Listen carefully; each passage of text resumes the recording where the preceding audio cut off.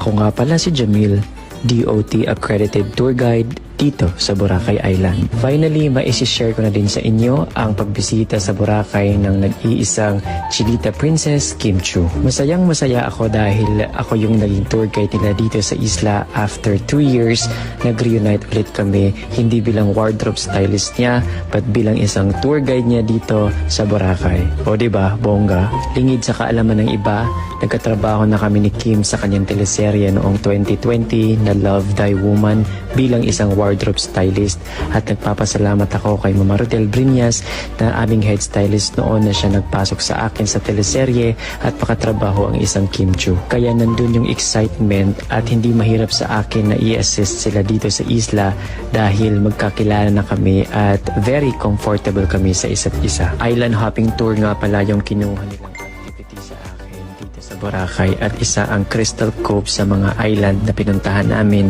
upang doon mag-tour at mag-mini photoshoot ng brand na ini-endorse niya. Shout out nga pala sa aking mga kumare na kasama ni Kim during the tour na si Miss Edith na kanyang manager, si I Am Bazooka, si MJ na kanyang hairstylist, at si Kams na kanyang kapatid. Mga kumare, shot puno ulit tayo pagbalik niyo sa Boracay. Bago nga mag-start ang photoshoot ay gumawa muna ng ritual ang ating grupo na tinatawag nating takbo.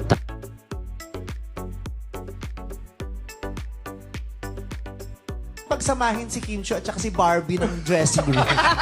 Baka sumama Tingnan ka lang anong pangyayari. Kung may lalabas na fireworks dun sa pinto.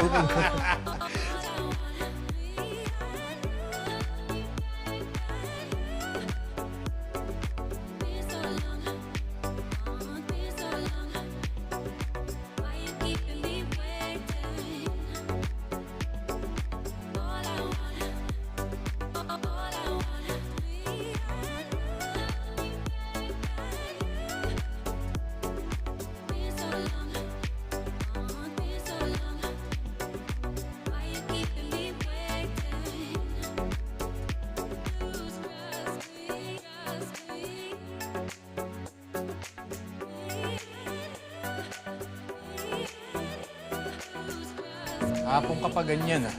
May problema ba, Abby? Abby, kinakausap kita.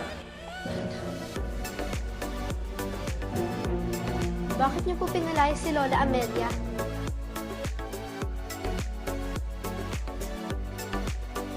Hindi, nilaloko ko lang to eh.